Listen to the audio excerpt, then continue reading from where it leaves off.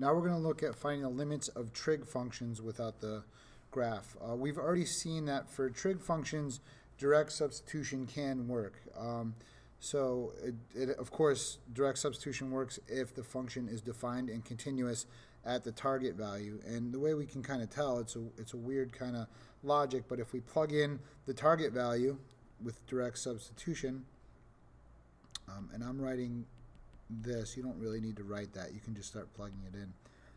So we've got sine of 3 times 2 pi over 3.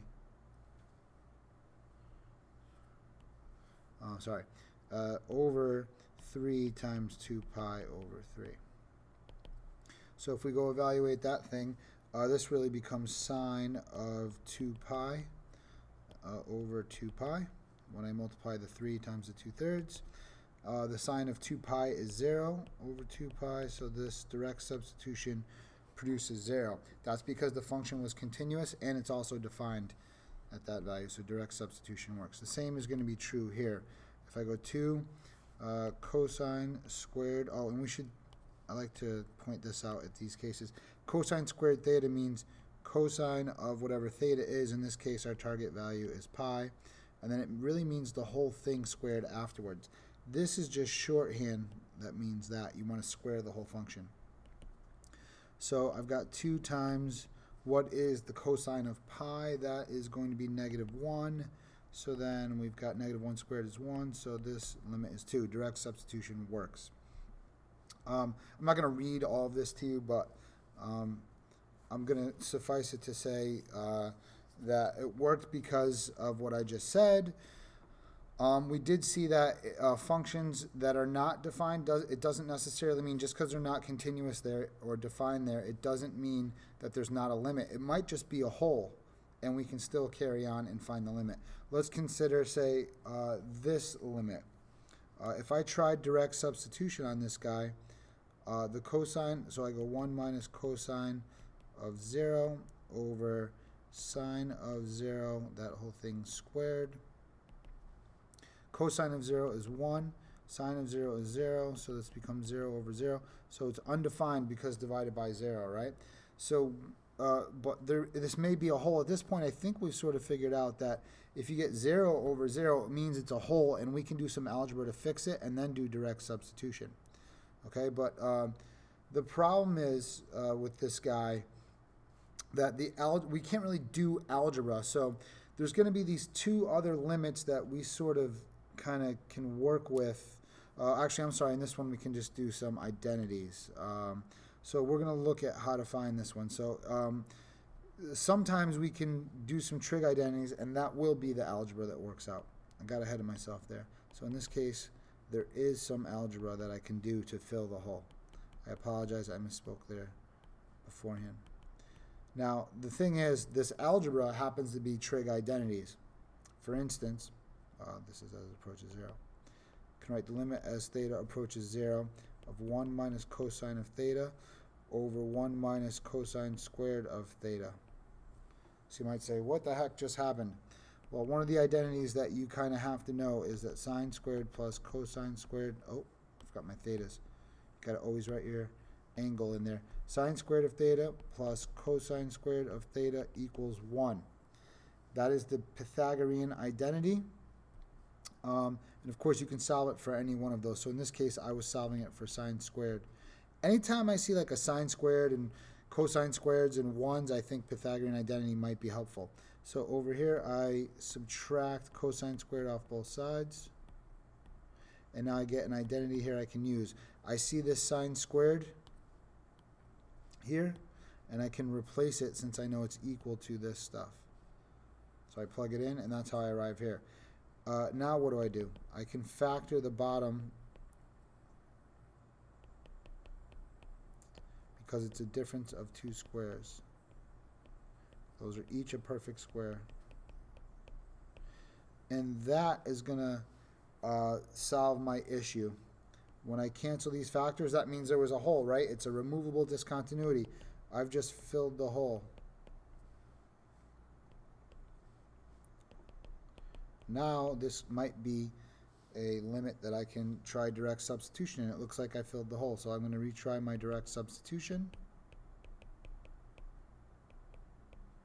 Cosine of 0 is 1.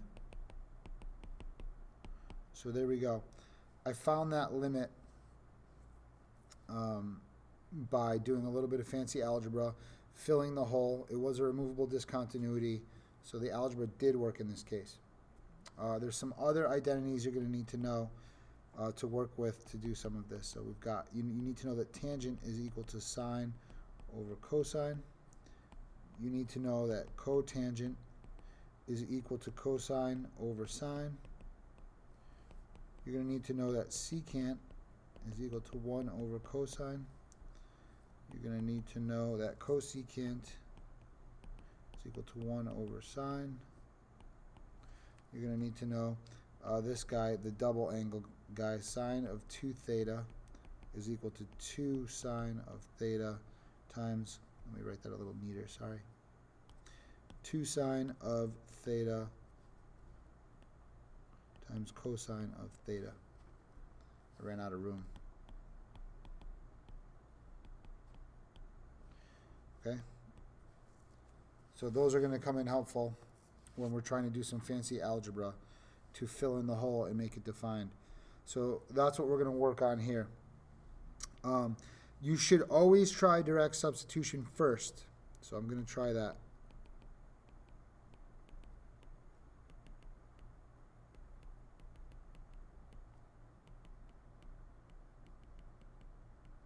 You never know, it might work.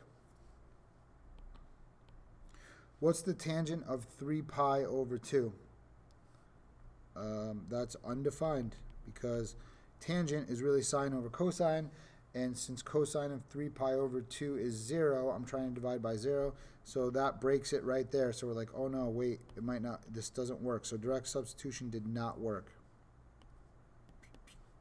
But maybe it's one of those where I can do some fancy algebra with identities.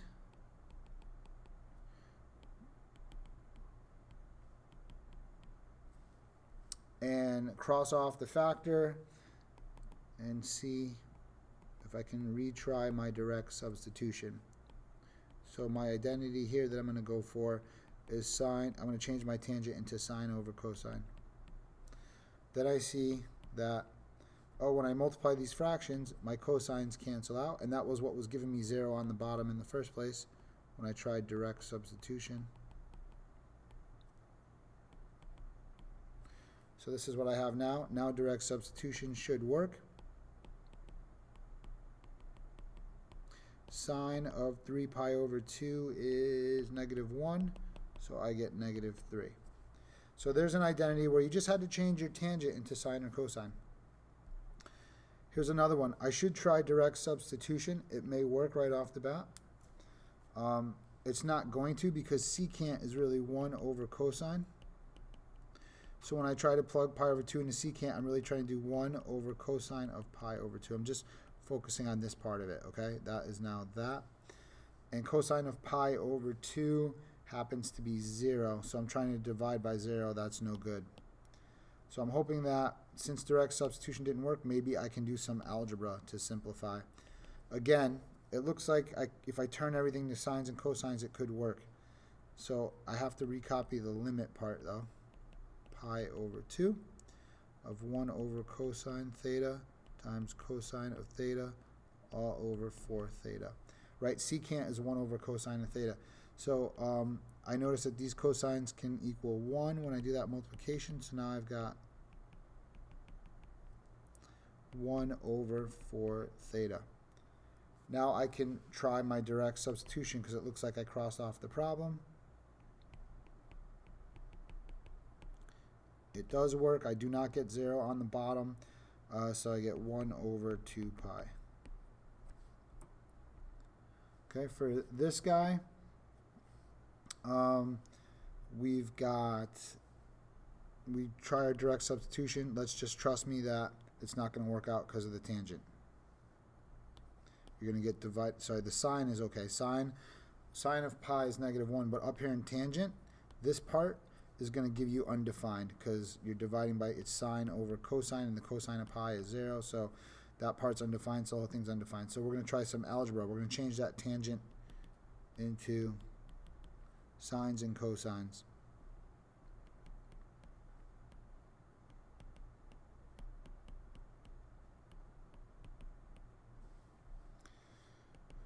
We notice that this guy will equal 1, so I have the limit as theta approaches pi of sine of theta over sine of theta. I can simplify even further. That equals 1. So now I'm just doing the limit of a constant, and the limit of the constant is itself. Doesn't matter what I'm approaching. There's no x or theta to plug into, so the limit of a constant is just the constant itself. Okay? There are two cases in which we can't really do some algebra. We'll call these the famous limits. I was gonna do an analysis of numbers here, some numerical analysis to come up with this limit and say this is a famous limit that you just need to memorize. We're not gonna do the table of values. Sine of theta over theta looks like this. We're gonna do it through the graph. Go a little better, a little faster. All these functions on the left-hand side are just to help you realize something. We're just focusing on the blue function, sine of x over x. What is the limit as you approach 0 from the left and from the right? They're approaching 1. The function's continuous at 1. F of 1 is 1, so the limit is 1 here. So we know that the limit from the left of that graph is 1. The limit from the right of that graph is 1. So the limit overall must be 1. So this is a very specific limit that you need to know. The limit as theta approaches 0, it's got to be 0, okay, of sine of theta over theta. And it's going to come up later in the course where we use it to do something else. So it's an important limit. It's a kind of a famous calculus trig limit that there's no algebra to do to solve, so we had to do something else. We did it graphically. We sort of cheated. This is just saying, like, what if you have some multipliers in there? So instead of doing the numerical analysis, what I mean by multipliers, I should say coefficients, like this 3 and this 3. What does that mean? I'm going to look at an analysis of, if I turn this off and I look at the next function, you can see that I've got sine of ax over bx. I've got these sliders, so as I change these, that changes the a. So if I make them the same, so here's like if I have sine of 2x over 2x. The limit seems to still be 1. If I make them both 3, sine of 3x over 3x, the limit still seems to be 1. What happens if I make it sine of 4 over 4? The limit still seems to be 1. What happens if I make the bottom 2 and I keep the top to be 4? What is it now, sine of 4x over 2x? The limit seems to be 2. So what's happening here is, since sine of x over x is 1, those little multipliers in there, the coefficients, those are going to be your answer. If it's 2/3, if I have a 2 on top and a 3 on the bottom, as I approach 0, you can see the limit as x approaches 0 is 2/3, right? Let me go to projector mode. If I go on the graph here and try to evaluate it right at 0, right? That's undefined, but look at what we're approaching. We're approaching a value of 2/3. See that y value? Approaching 0.6667. All right? So what that means is we're just going to summarize it like this. The limit as theta approaches 0 of sine of a theta over b theta is always going to be equal to a over b. So that's a better version of the thing I said you have to memorize. We're just going to think of it that way. So sine of x over x is 1 because the a and the b are 1 over 1. But now I can do sine of 3x over 2, right? The limit as x approaches 0 of that is going to be 3/2. Let's look at the next famous one. 1 minus cosine theta over theta. And again, we want to just do as it approaches 0. That's the one we're looking at. So let's analyze that function, the graph of that function. So I'm turning that guy off and looking at that function now. Turn them off. Uh-oh, my decimals froze. That's no good. Let me pause the video here. All right, I fixed decimals. So Now we're looking at the graph 1 minus cosine x over x. It's that blue graph. You can see that it's passing through 0 at 0. So what's the limit as theta approaches 0? From the left, it's going to be 0. From the right, it's going to be 0. So the limit is 0. So we now know that this limit from the left is 0, from the right is 0, so that's equal to 0. That's a special limit. Now, because it's 0, all these coefficients up here, they were sort of like going back to our limit rules where I can factor out the coefficient, so that's why it sort of works like this. These guys here, it's the same idea, but when you factor something out and it's 0, it's still just going to be 0, so it doesn't matter if I have 1 minus cosine of 5x over, or 1 minus cosine of 5 theta over 2 theta. It doesn't matter what those coefficients are, it's always 0. Let's just kind of confirm that on our graph here. So if I turn off that graph and I look at our next one, I put an a and a b in there as coefficients, so now I can change them. Notice as x approaches 0, no matter what I change my a value to, my coefficient up top in the cosine. As x approaches 0, it's still going through 0, so the height is still 0 no matter what. And no matter what I make the bottom be, as long as it's not 0, obviously that messes things up. Notice that it's always 0, right? So this limit is always 0, and we can write it like this. The limit as theta approaches 0 of 1 minus cosine of any multiplier, I'll call it a theta over b theta, is still going to equal 0. And so this is really the best version of this one that you want to remember. We need to know these limits because we're going to use them to solve other limits. All right, so let's take a look at some of that stuff. We're going to do a couple now. I know this video is getting long. Bear with me. Actually, you know what? We'll do these in class. We'll start off class by doing, what is there, 8 of these? 9 of these? We'll do these in class. So just you understand this limit. We'll see how we work with it to solve some of these in class to start off. All right?